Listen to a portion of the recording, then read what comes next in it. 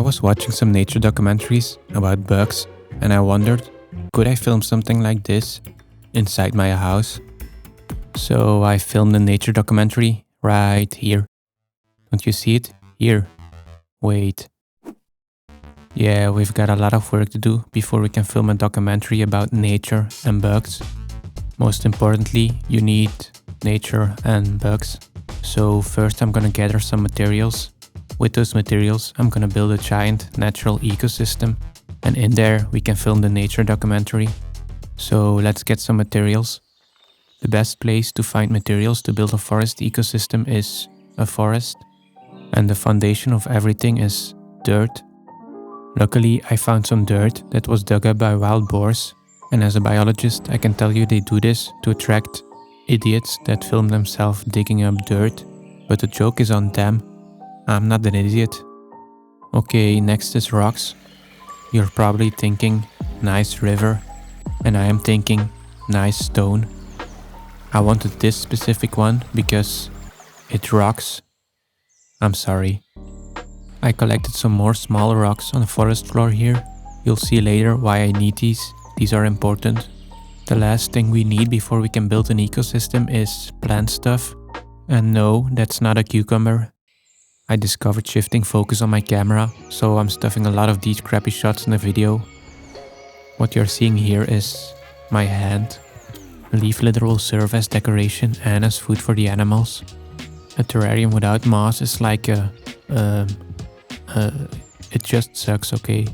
For the next thing, I had to go somewhere else. I was looking for a centerpiece for the terrarium. Something specific, something like that. Never mind, it's too big. That's what she said. So I'm taking the smaller one instead. And this one already got millipedes. Score, 3 millipedes.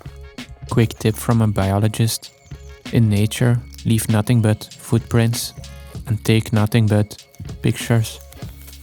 Okay, just don't take too much and don't leave your trash. That's it for the materials. Now we can finally start building the ecosystem. And the first step is the most important one. Pay close attention. Damn it, it never pops anymore.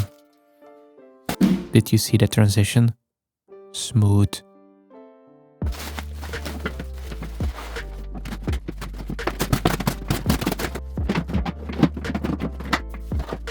Okay, and that brings us here. Now we can finally bring some order in this chaos. Quick behind the scenes. I should have stayed in front of the scenes. So first I'm laying the foundation for a pond / river / water feature. And everything I'm doing here will make perfect sense later. Or not, depends on how smart or dumb you are. And since you're still watching this crappy video, I'm assuming you're not smart. Welcome to the Idiot Club. I'm adding these clay balls to hold the water for the pond / river / water feature.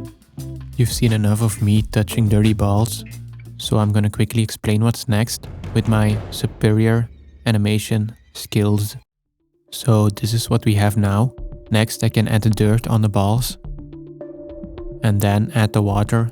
This water will fill up the space in between the balls. This way the soil doesn't get too wet and the plants and animals can survive in there.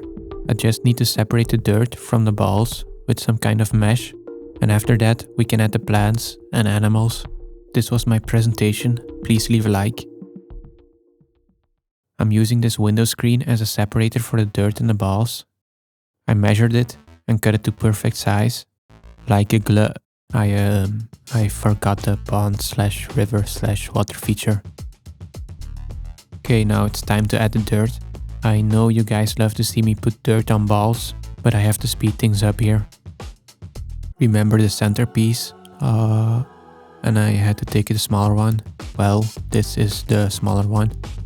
It is still pretty big and a lot of animals will get in the terrarium with this log. I'm putting some more dirt on top to support it so it can't fall. Since I took this soil from a forest, it is living soil. And with living, I mean full of wild boar shit. No, seriously, this soil contains a lot of bacteria, eggs, seeds and other stuff. That means this terrarium will change a lot for years after it's built. Even without me interfering, random plants will grow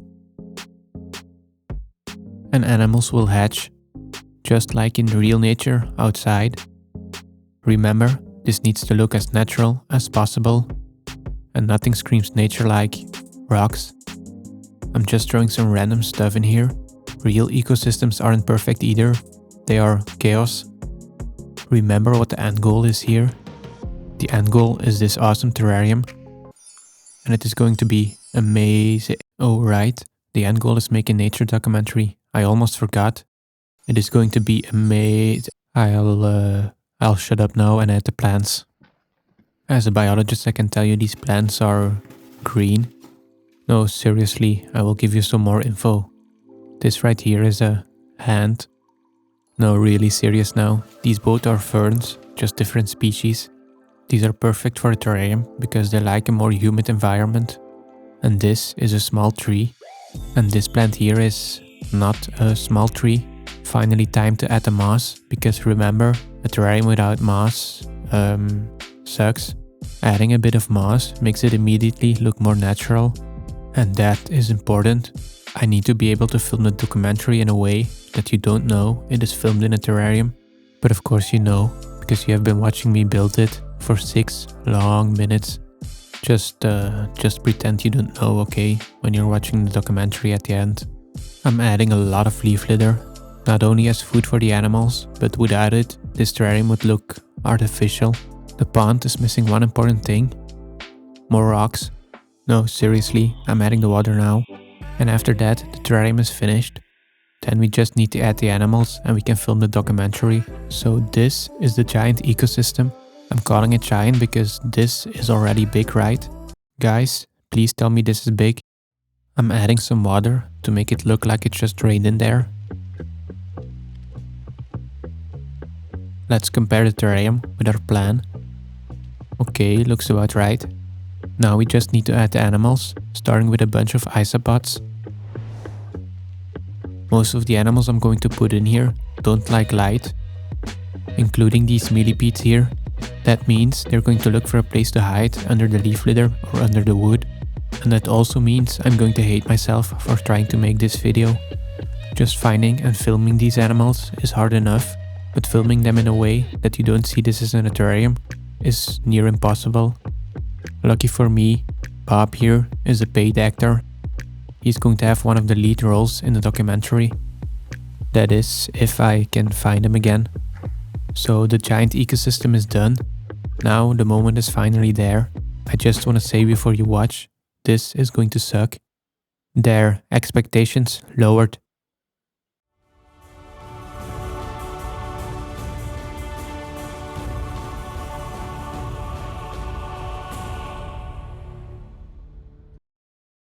This vast, ancient forest, an ecosystem of only 2 days old, is one of the richest habitats on our planet. How many species dwell within remains to this day a mystery. To find them, we need to look down at the forest floor. At first glance, there is little to see, but hidden beneath the leaves, life of every size abounds. Some creatures, like this common isopod, remain almost entirely unknown to science. This one has discovered some fish food. Remarkable, so far away from human civilization. Like the isopods, millipedes are part of the forest cleanup crew. They feed on decaying organic matter. They recycle the forest waste and return the nutrients to the soil. Much of the plants here owe their very existence to these humble custodians of the earth. But not all species are so peaceful, lurking in the shadows. A centipede. Unlike its gentle cousins, the millipede, this hunter is armed with venom and speed, and tonight it's hungry. The forest is tense. Some creatures take refuge. Others, like the snail, carry their shelter with them. But they must be quick. The centipede is on the move. One isopod was not fast enough. It is seized and devoured. The centipede's hunger is sated. For now. The forest breathes again. Or so it seems, for the centipede is not the only predator here. An earwig. This is a female, her pincers sharp and formidable. He prowls the undergrowth, searching every crevice for prey. But fortune spares the forest dwellers this time. Earwigs are opportunists. Why waste energy on the hunt when the centipede left some scraps? In the forest, nothing is wasted.